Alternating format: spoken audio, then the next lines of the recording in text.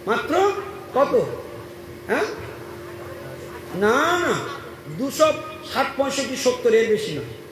তাহলে অনন্ত লীলার মধ্যে বাছাই বাছাই 260-65টা লীলা স্থান পেয়েছে, আনুমানিক বললাম। তাহলে বলো দেখি, এক একটা লীলার মধ্যে তাহলে অসংখ্য লীলার শিক্ষা রয়েছে।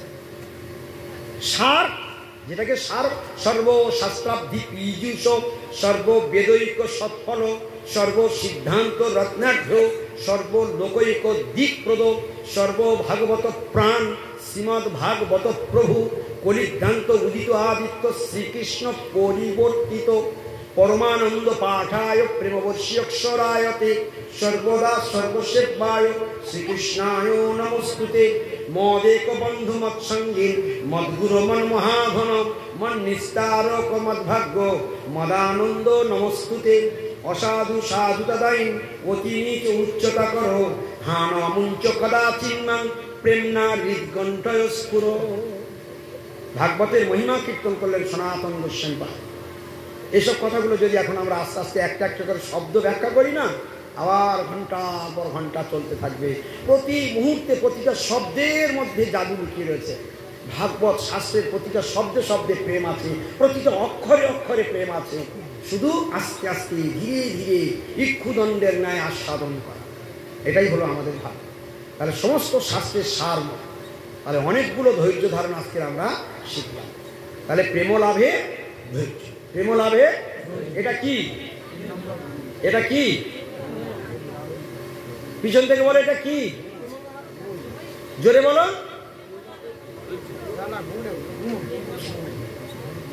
এটা গুণ, 6টা গুণের আলোচনা। 6 গুণ দেহদাসে, এটা থেকে ঘটছো কেন? এটা তো হেডলাইন দাঁড়িয়ে গেছে এখন।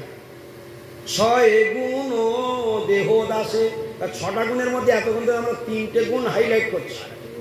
হ্যাঁ, প্রথম গুণ কি ছিল? ভজনে উৎসাহ। আর দ্বিতীয় গুণ কি ছিল? ভক্তিতে দৃঢ় বিশ্বাস। আর 3 নম্বর গুণ প্রেম লাভে ধৈর্য। তার যে ভাগবতের যে চরিত্রগুলো এখন আমরা সবাই শুনলাম, শাস্ত্রের যে চরিত্রগুলো শুনলাম, এরা ধৈর্য ধারণ করেছে প্রেম লাভের জন্য। হ্যাঁ, গৌর প্রেমানন্দে হরি হরি, কত ধৈর্য লাগে, উৎসাহাত নিশ্চয় ধৈর্যাত।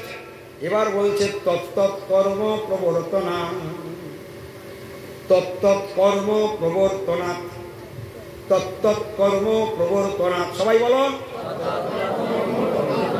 ভালো হয়েছে, খুব সুন্দর বলেছ, একটু জোরে বলো দেখি। তত্তৎ কর্ম প্রবর্তনাৎ, তত্তৎ কর্ম প্রবর্তনাৎ। বলতে ভালো লাগছে না? বলতে ভালো লাগছে না? এই হলো কৃষ্ণ কথায় যা। কৃষ্ণ কথার মধ্যে যে সবসময় প্রেম লুকিয়ে রয়েছে, এটা তার প্রভাব। বলতে ভালো লাগছে কেন? বলতে ভালো লাগছে, এ মানে তো তুমি বোঝনি। এখন তুমি মানেই বোঝনি, তোমার বলতে ভালো লাগছে কেন? নিজেকে জিজ্ঞাসা করো, উত্তর পেয়ে যাবে। তুমি মানে বোঝনি, তোমার বলতে ভালো লাগছে। তত্তৎ কর্ম প্রবর্তনা। তত্তৎ মানে সেই সেই, সেই সেই। কোনটা সেই সেই? বলে এই যে তুমি ভক্তি জীবনে এসেছো, তোমার যে সেবা করতে হবে, সেবাময় জীবন তোমাকে পালন করতে হবে, সেই যে সেবাময় জীবন, ভগবানকে সুখী করার জন্য, ভগবানকে তোষণ করবার জন্য যা যা সেবা করা প্রয়োজন, সেই সেই সেবাগুলো তত্তৎ কর্ম প্রবর্তনা। অর্থাৎ এর মানেটা কি? সেই সেই কর্মগুলো তোমাকে নিষ্ঠার সঙ্গে পালন করতে হবে। হ্যাঁ, অর্থাৎ ভক্তির অনুকূল কার্যের শিকার। যা যা করলে ভক্তি হয়, ভক্তি সদাচার। একে কি বলা হয়? ভক্তি সদাচার। ভক্তির সদ আচারগুলো নিজের জীবনে পালন করাকে বলে তত্তৎ কর্ম প্রবর্তন। ভক্তির সদাচার। আমি নিরামিষ খাবো কাউকে ধন্য করবার জন্য, আমি নিরামিষ খাবো আমার জীবনকে সুগঠিত করবার জন্য। আমি নিরামিষ খাবো অন্যকে উপকার করবার জন্য নয়, আমি নিরামিষ খাবো ভগবানের দিকে দুধাপ এগিয়ে যাবার জন্য। আমি নিরামিষ কেন খাবো? আমার বডিটাকে সাত্ত্বিক করবার জন্য। আমি যদি নিরামিষ না খাই আমার কি লস? বলে আমি যদি নিরামিষ না খাই আমার বডিটা তামসিক থাকবে, রাজসিক থাকবে, আর কুকুর শিয়ালের খাদ্য হবে, জমদূত ঠ্যাঙে দড়ি বেঁধে পিটতে পিটতে নিয়ে চলে যাবে। তমগুণের শরীর, রজগুণের শরীর, নরক যাত্রার শরীর। আর আমি যদি শরীরটাকে সাত্ত্বিক বানাই, ভগবান বলছেন যেদিন থেকে তুমি নিরামিষ আহার গ্রহণ করবে, পড়ুন গীতার অষ্টাদশ অধ্যায়ে, সেখানে রয়েছে। আর গুণত্রয় বিভাগ যোগে ভগবান বললেন যেদিন থেকে নিরামিষ আহার গ্রহণ করবে, সঙ্গে সঙ্গে সেদিন থেকে ছয়টা বস্তু তোমাদের হাতের মুঠো চলে আসবে। ছয়টা জিনিস আসবে। কৃষ্ণ ভগবান কোনোদিন মিথ্যা কথা বলে? ভগবান গীতাতে যে বাণী বলেছেন, আমরা তো নিরামিষ খাবার কথা কোথায় লেখা আছে খুঁজেই পাই না। গীতাতে কৃষ্ণ নিরামিষ খাবার জন্য একদম সরাসরি ডাইরেক্ট হিট করে দিয়েছে। কি বলেছে বলবো সেটা? বলি কি চন্দ্র বলবো নাকি? হ্যাঁ, ভগবান কোথায় নিরামিষ খাওয়ার কথা বলেছে অনেকে তো খুঁজে পায় না। তো দেখো ভগবান কি বলছে সেখানে বলে দিয়েছে তামসিক আহার, রাজসিক আহার, সাত্ত্বিক আহার, 3 রকম খাদ্যের কথা কৃষ্ণ গীতাতে বলেছে গুণত্রয় বিভাগ। কোথায় বলেছে? গুণত্রয় বিভাগ যোগে। তামসিক আহার, সাত্ত্বিক আহার, রাজসিক আহার, 3-এর কি বলছে সঙ্গে বলছে। প্রথমে কোনটা বলবো? সাত্ত্বিক বলবো না তামসিক থেকে ধরি? তামসিক থেকে ধরি। বলছে তামসিক আহার করতে করতে যদি কেউ দেহত্যাগ করে, তামসিক আহার কি? মাছ, মাংস, পেঁয়াজ, ডিম, রসুন, কাঁকড়া, নেশা জাতীয় দ্রব্য, পচা, বাসি, এইসব খাদ্যগুলো তামসিক।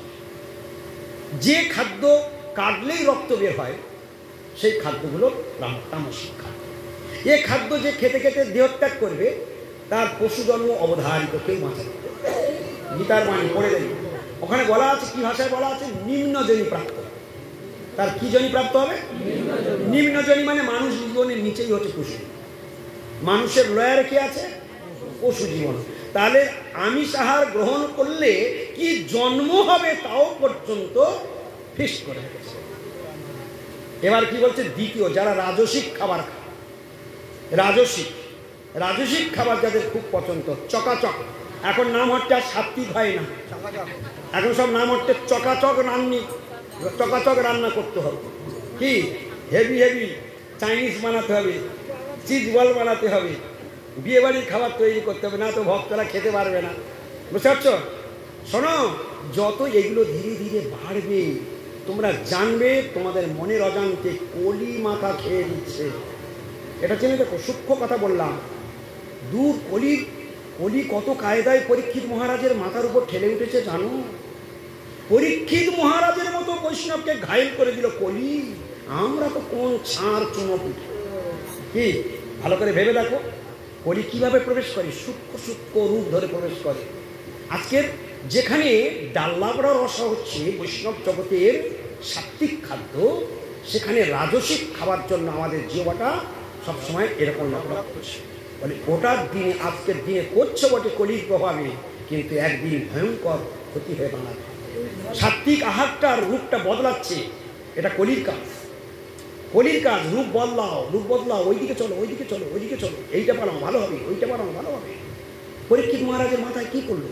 সোনাটা নিয়ে নিল আর মুকুটের মধ্যে থাকলো, আর পিপাসার জল চাচ্ছে। কলি মহারাজ এই তো সুযোগ, দেখি ব্রেনটা ঘুরিয়ে দিই। দেখলেন তো মহারাজ, আপনি সাজা করা পৃথিবীর রাজা, আপনার রাজত্বে বসে তপস্যা করছে, আর আপনি একটু জল চাইছে, দিচ্ছে না। হ্যাঁ, ও শুনেও শুনছে না মহারাজ, ভেতর থেকে কলি ভাবাচ্ছে, ভাবিয়ে ধরে নিল। ব্রেনটার সঙ্গে সঙ্গে ডিফেক্ট হয়ে গেল। সঙ্গে সঙ্গে সেখানে কি হয়ে গেল? সঙ্গে সঙ্গে ক্রোধিত হয়ে গেল এবং মরার সামনে। ব্যাস, কলি বললে আমার খেতে হবে, যা করবার করে দিয়েছি, কাজ শেষ। হ্যাঁ, মানে রাজসিক তামসিক দিকে সাত্ত্বিক আহারটার ভাবটা নষ্ট করে দাও, দিয়ে তোমরা বিভিন্ন এমন আইটেম তৈরি করো যেটা ওটা রাজসিক সঙ্গে মিলে যায়, তামসিকের সঙ্গে মিলে যায়। যেমন শিক কাবাব, শিক পুড়ে দিল আর দেখতে পড়া ওই কাঁচের ভিতরে দোকানে ঝুলিয়ে রেখেছে, এখানে নাম হচ্ছে সেটা বানানো হচ্ছে। দেখো চেহারাটা কিন্তু একই, এটা নিরামিষ, এটা নিঃসন্দেহে মানতে হবে, কিন্তু ওর নিরামিষের মধ্যেও কলি ঢুকে পড়েছে, দুটোকে এক ভাব লাগিয়ে দিল। বলে এটা তো নিরামিষ খাচ্ছি, অসুবিধা তো কিছু নাই। বলে হ্যাঁ, কিচ্ছু অসুবিধা নাই, শুধু ভাবটার গলা টিপে শেষ। কথাটা বুঝতে পারছো? ভাব নষ্ট। হ্যাঁ, এর থেকে সাবধান হওয়া উচিত। আজকের কথাটা কেন বলছি, এটাই কলি কিভাবে, অন্য কোনো কথা কেউ কথা বলো না, কলি কিভাবে প্রবেশ করছে এটা তার একটা জাস্ট নমুনা, এটা একটা জাস্ট নমুনা।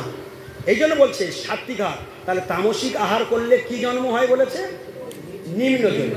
মাছ মাংস পেঁয়াজ ডিম রসুন কাঁকড়া মৌজ করে খাবে, খেতে খেতে মরবে, আর তোমার পশুজনিতে চলে যাবে। ভগবান বললে খুব মাছ মাংস ভালোবাসো, তা যাও, তোমাকে আমি সুন্দরবনে রয়্যাল বেঙ্গল টাইগার করে দিলাম।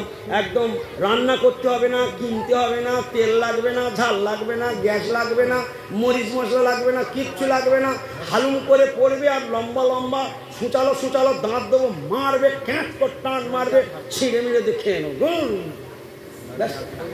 ধরো আর মারো, নো ঝুট নো ঝামেলা।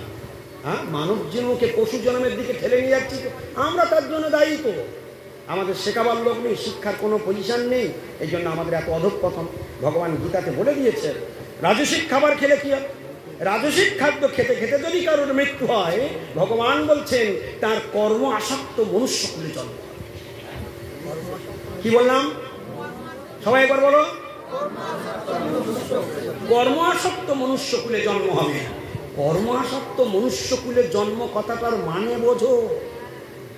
কর্ম আসক্ত মনুষ্যকুল মানে ভোরবেলা উঠবে, রাত্রি 11টা-12টায় শোবে, সারাদিন কর্ম কর্ম করে মরে যাবে।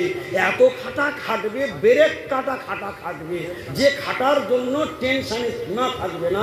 সুগার হয়ে গেল বলে কথা নেই, রাতে ঘুমিয়ে ঘুমিয়ে সেই স্বপ্ন দেখছে, গাড়ি ছুটছে, মাল আসছে, কারখানায় ওটা আসেনি, ওর তেল ফুরিয়ে গেছে, ওই মালটা নেই বলে এই কলকারখানা বন্ধ হয়ে রয়েছে। ও সারা রাত ওই কারখানা চালায়, দিনে চালিয়েছে, রাতেও চালাচ্ছে, টেনশন টেনশন বলে। কর্ম আসক্ত মনুষ্যকুল মানে দ্বিতীয় পশু, দ্বিতীয় পশুর মতো জীবনযাপন, শুধু আকারটা মানুষের মতো থাকবে, আর কর্ম কর্ম কর্ম করে করে এতটাই নিচে নেমে যাবে ও কর্মে। রূপ গোস্বামী পাদ বললেন ভক্তি কি করবে? অন্নাভিলাষিতা শূন্য জ্ঞান কর্মাদ অনাবৃতম আনুকূল্যেন কৃষ্ণ অনুশীলনং ভক্তির উত্তমা। বলছে কর্মের আবরণে যেন ভক্তি বাধাপ্রাপ্ত না হয়, জ্ঞানের আবরণে যেন ভক্তি বাধাপ্রাপ্ত না হয়। ওই দুটো আবরণের জালে জড়িয়ে পড়ো না। কর্মের আবরণ, জ্ঞান কর্মাদ অনাবৃতম, সবাই বলো। ভক্তি রসামৃত সিন্ধুর ভেরি ভেরি ইম্পর্টেন্ট শ্লোক এটা। সব যত যত বৈষ্ণব জগতের যত বক্তা আছে এ টু জেড প্রায় সব জানে, শুধু এই শ্লোকটা। কিন্তু এর মর্মটা কি?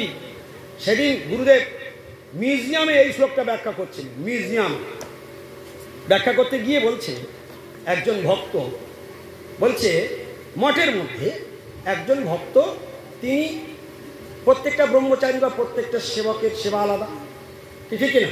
মঠে থাকতে গেলে প্রত্যেকের সেবা আলাদা। এখন দেখো সেবা যখন করছে, ধরো কারো বাসন মাজা সেবা আছে, তো বাসন মাজা, সে বাসন মেজেই যাচ্ছে, বাসন মেজেই যাচ্ছে, আরতি আরম্ভ হয়ে গেছে, আরতি হয়ে যাচ্ছে, ও বাসন মেজে যাচ্ছে।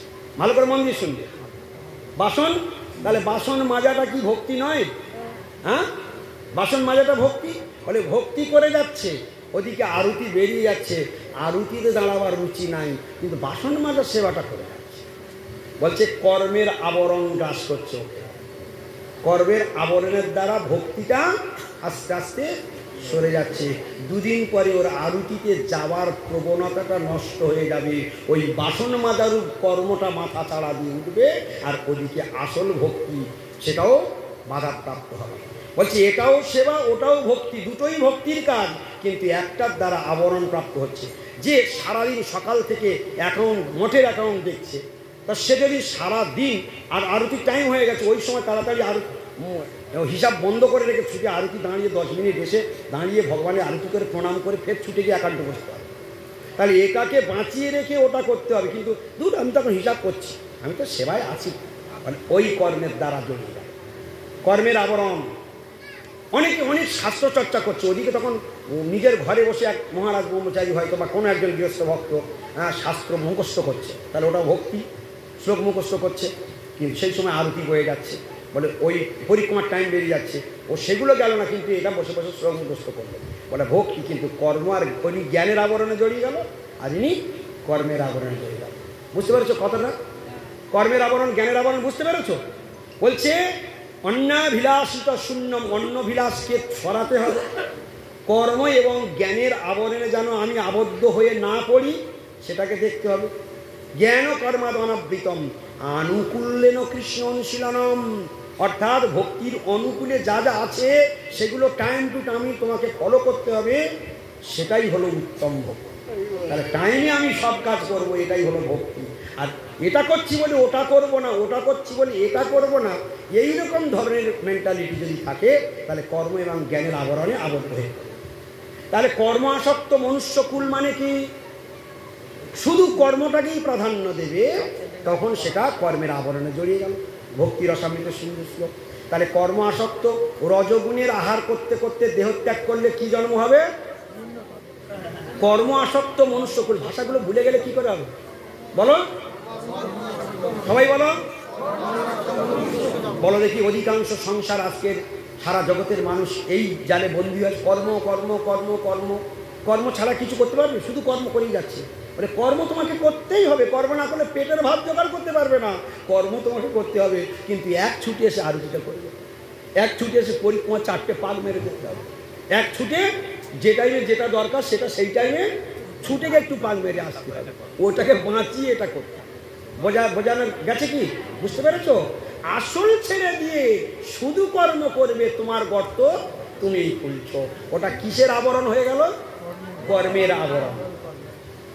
নারকেলের প্রথম যেটা দেখা যায়, প্রথম যে আবরণ, ওটা হচ্ছে কর্মের আবরণ।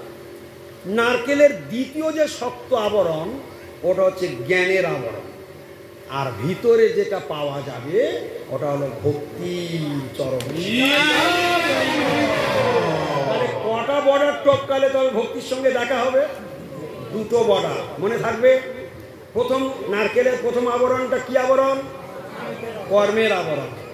আর দ্বিতীয় আবরণ জ্ঞানের আবরণ। কোনটা জ্ঞানের আবরণ? দ্বিতীয়টা নারকেলের মাঝেরটা। আর তৃতীয় আবরণ, দ্বিতীয় অংশটা প্রেম ভক্তি, গৌর প্রেমানন্দে হয়ে যাবে। বোঝা গেল? ভক্তির উত্তমা কি বলেছে? উত্তমা। তাহলে দুটো জিনিস পাওয়া গেল। তাহলে তমগুণ আর রজগুণে কি কি জন্ম হবে মনে থাকবে তো? তমগুণের আহার করতে করতে মরলে কি জন্ম হবে? পশু জন্ম। আর রজগুণের আহার করতে করতে কর্ম আসক্ত মনুষ্যকুল মানে পশুর মতো। মানুষের আকার থাকবে কিন্তু আচরণ স্বভাবে পশুর মতো, খাওয়া মাখা পড়া, খাওয়া মাখা পড়া, খাওয়া মাখা পড়া। পশু যেটা করে সে মানুষ হয়েও খাওয়া মাখা পড়া, খাওয়া মাখা পড়া, হ্যাঁ, ওইটাই চলবে। বলে ওটা করতে করতে মরে গেল সেই পশু জন্মের মতো। আর সাত্বিক আহারের কথা গোবিন্দ কি বলেছে একটু শুনি। বলে সাত্বিক আহার করতে করতে যদি কেউ দেহত্যাগ করে, কি শুনবে? সবাই আমার দিকে তাকিয়ে আছো তো? ঠিক তো? ওই তাকিয়ে আছো কিনা একবার হরিধ্বনি উলুধ্বনি করে কই দেখা।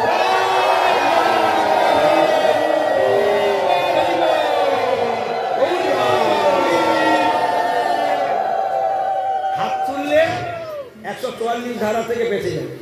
আর হাত যদি এলোমেলো করো কচ্ছপের মতো, ওখানে বিপদ আছে। বুঝতে পারবে না তুলছে কি তুলছে না, ফট করে মেরে দেবে। বুঝতে পারছো? যখনই সবাই তুলবে সঙ্গে সঙ্গে কি করতে হবে? একদম ঝেড়ে হাত তুলে। বুঝতে পারছো? হরে কৃষ্ণ। চলো 3 নম্বরে সাত্বিক আহার সম্বন্ধে কৃষ্ণ কি বলেছে আজকের কিন্তু সবাই মনে রাখবে। আজকের যা আলোচনা হচ্ছে মনে রাখবে, যদি সাত্বিক আহার গ্রহণ করি তাহলে কি লাভ হবে সেটাও বলেছে, আর কি জন্ম হবে সেটাও। দুদিক থেকে আজকে শুনি। তোমাদের মধ্যে কে কে বলতে পারবে বলো দেখি? আচ্ছা দেখি আমাদের মধ্যে কেউ বলতে পারে কিনা আগে। সাত্বিক আহার করলে কি হবে, সাত্বিক আহার করলে কি জন্ম হবে, দুটোই কৃষ্ণ গীতাতে বলেছে। হরে কৃষ্ণ। পিছন থেকে আমাদের ও আচ্ছা, ওটা তো সেই মানে ভজন করতে করতে যদি ভজন সম্পূর্ণ হয়নি, যদি মরে যায় তাহলে সে ধনীর বিয়ে বা উন্নত লোকে জন্ম করে, তার শ্লোক সুচিনাং শ্রীমতাং, ওটা ঠিক আছে। কিন্তু এখানে প্রশ্নটা কি, সাত্বিক আহার গ্রহণ করলে কোন জন্ম হতে পারে। ওনারটা একটুখানি টাচিং আছে। আর দুটো পয়েন্ট কি কি ছিল, কি লাভ কি জন্ম, কি লাভ কি জন্ম, দুটো পয়েন্ট। তা চলুন আমরা শুনি আগে। ভগবান বলছেন, প্রথমে লাভের কথা বলছেন, বলে আয়ু সত্য বলারোগ্য। বলো সবাই জোরে বলবে, আয়ু সত্য বলারোগ্য। খুব সুন্দর হয়েছে, আর একটু জোরে বলবে, আয়ু সত্য বলারোগ্য। সুখ প্রীতি বিবর্ধনা, সুখ প্রীতি বিবর্ধনা,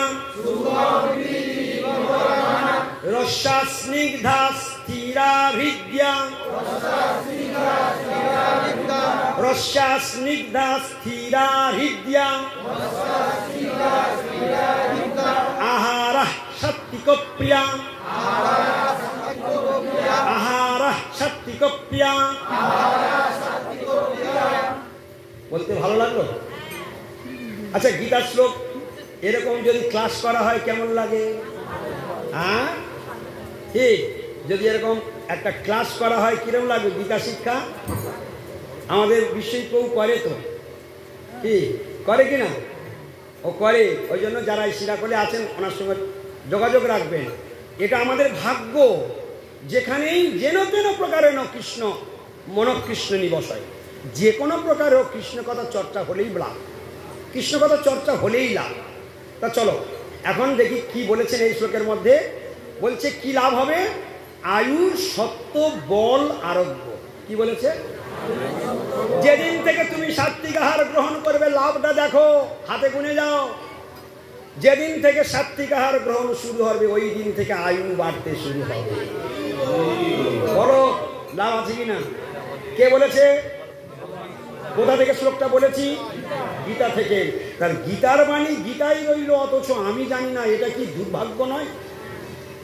আমরা জানি নিরামিষ খেলেই তাড়াতাড়ি মরে যায়, উপদা তাড়াতাড়ি পটল তুলবে। আর ভগবান কি বলল? তাহলে ভগবান কলি যুগের কিরকম প্রভাব দেখো। ভগবান যা বলেছে এরা তার বিপরীতটা কলি মাথায় ঢুকিয়ে রেখেছে। এই খাসনি মরে যাবি তাড়াতাড়ি, খবরদার ওই পথে পা বাড়াবি না। আরে সাধুরা কত কি বলবে, ওইসব শুনলে চলবে? তুই কর্ম করিস না কি? ঠিক তো, তোর মতির যে পরিশ্রম করিস, তুই মাছ মাংস না খেলে বাঁচবি না। সাধুর কথা বলে কোনো রকমে এদিকে চাঙ্গা করে ব্যাটারি ঠিক করে দিলাম, ব্যাটারি চার্জ দিয়ে দিলাম, ওমা মোড়ের মাথায় কি কাম। এই তুই পরিশ্রম করিস, তুই এই বয়সে নিরামিষ খাবি? আরে ওরা বলবে তোর মতো পরিশ্রম করতে পারবে না। আরে ভাই, আমি যা পরিশ্রম করি অনেকের এরকম ফেলে দিতে হবে না। হ্যাঁ, আমার পরিশ্রম দেখলে তোমার অবাক হয়ে যাবে, বুঝতে পারছ? আমি ভোরবেলা বেরোনো লোক আর রাত্রি 12টায় বাড়ি ঢোকালো। হ্যাঁ, যাই হোক, সে বলে লাভ নেই।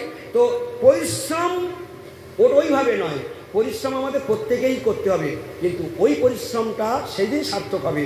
এই যে ভগবান বললেন যেদিন থেকে সাত্বিক আহার গ্রহণ করবো সেদিন থেকে কি হবে? আয়ু বেড়ে যাবে। তাহলে আমি ক্যাপা টেবির কথা শুনবো না ভগবান শ্রীকৃষ্ণের কথা শুনবো? তাহলে জগতে যে যা বলে বলুক, আমি আর কারোর কথা শুনছি না।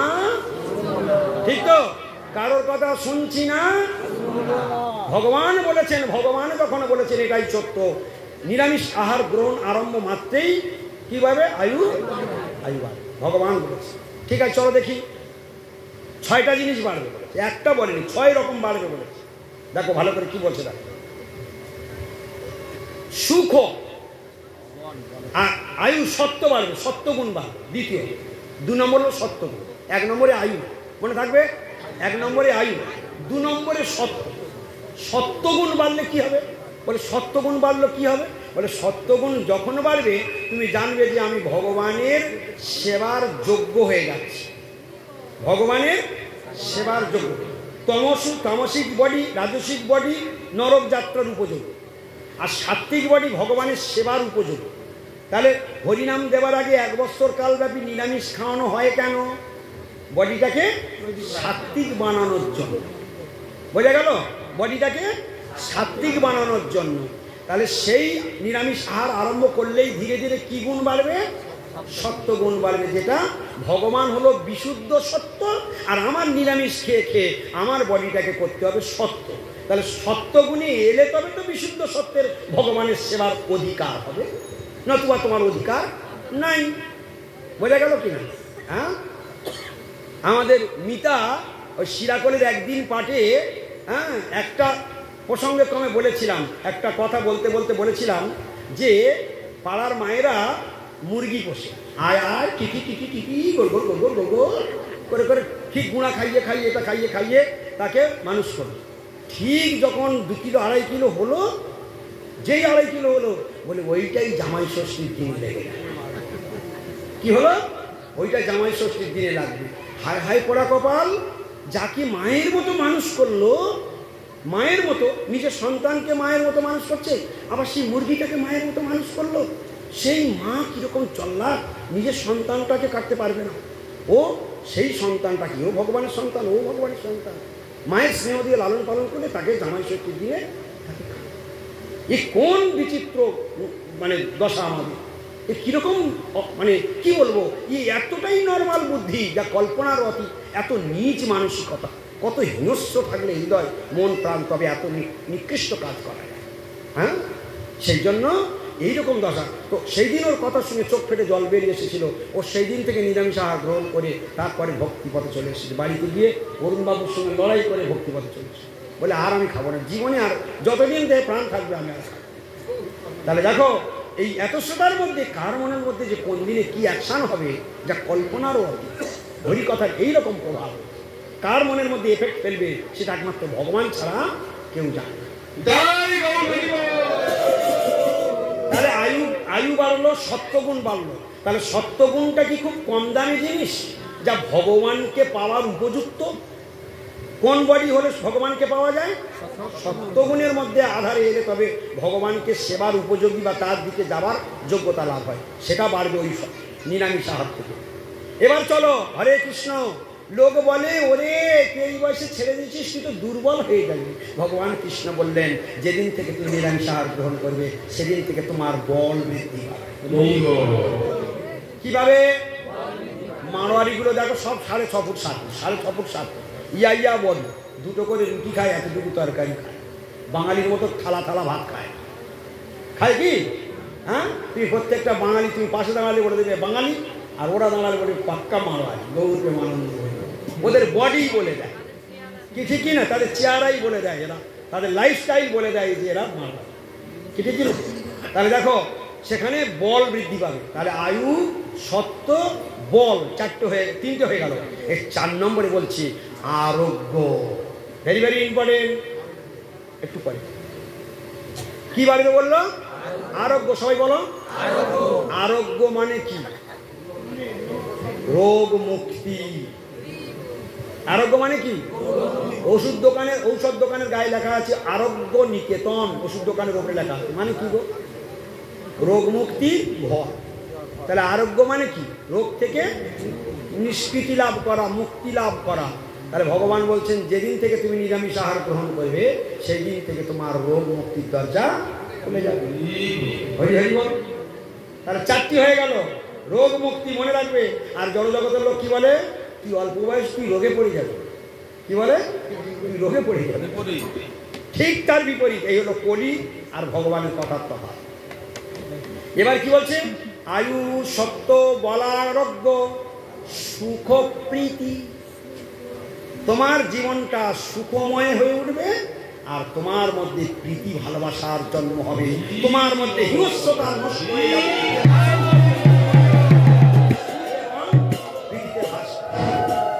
ভগবান তোমার জীবনে সুখ নেমে আসবে এবং তোমার ভিতরে স্নেহ, প্রীতি, ভালোবাসার জন্ম। তুমি অমানুষ থেকে মানুষ, তোমার মনুষ্যত্ব ফিরে আসবে। তোমার মধ্যে হিংস্রতা নষ্ট হয়ে যাবে, তোমার মধ্যে নিষ্ঠুরতা নষ্ট হয়ে যাবে, তোমার হৃদয়টা দ্রবীভূত হবে, তোমার হৃদয়টা কোমল হয়ে যাবে। কিসের থেকে এলো এগুলো? সব সাক্ষী। তাহলে গীতার একটা শ্লোক কি মর্মান্তিক! এই শ্লোকগুলো কারা পড়বে? কাদের জন্য? কাদের আলোচনার জন্য? এটা এই মানুষের জন্য। তাহলে আমরা কেন ভগবানের থেকে সরে থাকবো? কর্ম চুটিয়ে পড়বো, 10খানা কারখানা চালাবো, কিন্তু হরিকে নিয়ে তবে চালাবো। হরিকে বাদ দেওয়া মানে, হরিকে বাদ দেওয়া যে হরিকে বাদ দিয়ে শয়ে শয়ে কর্ম করে সে হলো নাম্বার ওয়ান মূর্খ। মানে যতগুলো কর্ম এক একটা শূন্য। প্রথমে বোর্ডে একটা শূন্য লেখা হলো, কত হলো? কত হলো? আচ্ছা তার পাশে আর একটা শূন্য লিখে দাও, কত হলো? আচ্ছা বাঁ দিকে এবার একটা এক লিখে দাও, কত হলো? ফের ডাস্টার দিয়ে একটা মুছে দাও, কত হলো? তাহলে বাঁ দিকে একটা হলো কৃষ্ণ আর প্রতিটা কর্ম হলো শূন্য। তাহলে এক লিখে একটা একটা শূন্য মারলে 10 গুণ ছিল এক। বাঁ দিকে একটা এক লিখে দাও, দিয়ে তার পাশে একটা শূন্য লিখে দাও ডান দিকে, কত হলো? তাহলে ছিল এক, কগুণ বাড়লো? আচ্ছা ঠিক আছে, তার ডান দিকে আর একটা শূন্য বসিয়ে দাও, কগুণ বাড়লো? আচ্ছা ঠিক তার পাশে আর একটা শূন্য লিখে দাও, কগুণ বাড়লো? 10 গুণ 10 গুণ করে বাড়ছে। আচ্ছা এবার বাঁ দিক থেকে রবার থেকে ডাস্টার দিয়ে মুছে দেয়। একটা কারখানা, দুটো কারখানা, তিনটে কারখানা, চারটে কারখানা, সব জীব। আর বাঁ দিকে গোবিন্দকে বসিয়ে দাও, সব তোমার কৃষ্ণ, আমি তোমার দাস, আমি তোমার, তুমি সব কিছুর মালিক, আর আমি তোমার দাস, আমি তোমার ম্যানেজার, আমি তোমার চাকর, তোমার বিশ্বস্ত চাকর। তুমি যেভাবে আমার চালাবে সেইভাবে চলবে, তুমি রাখবে, তুমি মারবে, তুমি লাভের মালিক, তুমি লোকসানের মালিক, যা করবে তুমি। তোমার ব্যবসা যদিন পারবো, দিয়ে প্রাণ থাকবে, তোমার ব্যবসা দেখাশোনা করব, তোমার কার্যের তরি উপার্জিব ধন, তোমার সংসার ব্যয় করিব মহৎ। এই হলো আমার বলিতে প্রভু, আর কিছু নাই। তুমি আমার মাত্র পিতা, বন্ধু, ভাই। এইসব কথাগুলো শিখতে হবে, জানতে হবে, বুঝতে হবে, ভিতর থেকে বোধ আনতে হবে।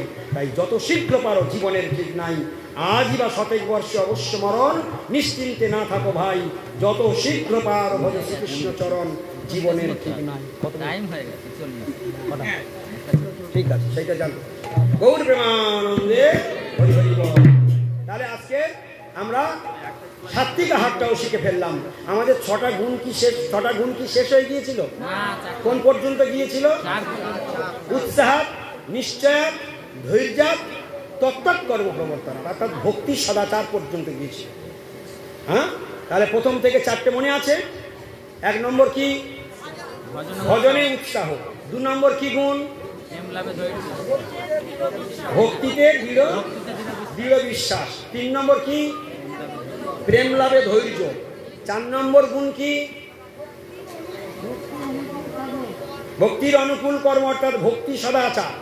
এক কথায় যদি বলেই ভক্তি সদাচার, তত্ত্ব কর্ম প্রবর্তনা, সেই কর্ম, ভক্তির অনুকূল কর্মগুলো আমি যত্ন করে পালন করব, ভক্তি সদাচার। হ্যাঁ, আর কি?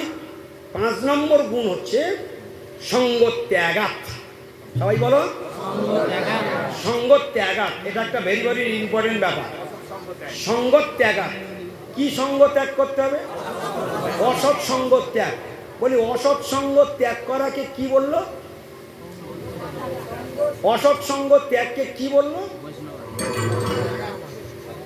খুব মারাত্মক ব্যাপার। কিন্তু এত গুণগুলো সবগুলো বলেছে, অন্যয় বলেছে, যেটার মধ্যে ব্যতিরেক আছে।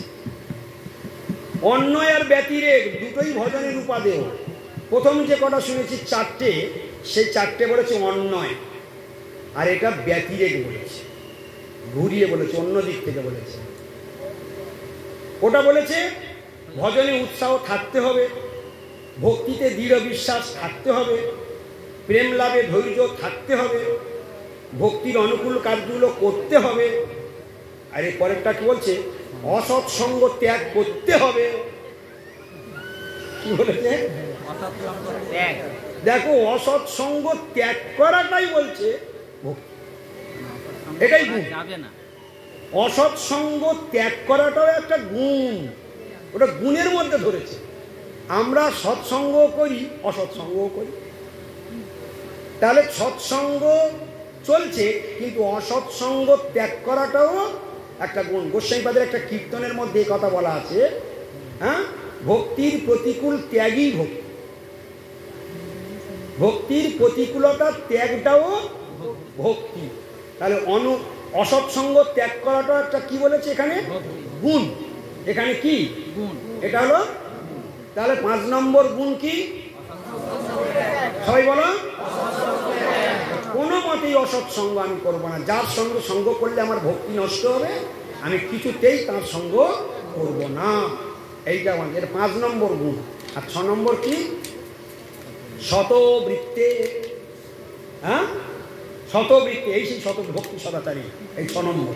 আর ওইটা তত্ত্বকর্ম প্রবর্তনাথ হচ্ছে ভক্তির অনুকূল কার্যগুলো করা। আর 6 নম্বর হচ্ছে শতবৃত্তে, মানে ভক্তি সদাচার। এই হলো 6টা। গৌর প্রেমানন্দে। যাক, এই পর্যন্ত হরিকথার বিশ্রাম থাক। আবার যদি ভগবান কোনোদিন করুণা করে আবার আমরা শুনব। সামনের নামটা কোথায় হবে?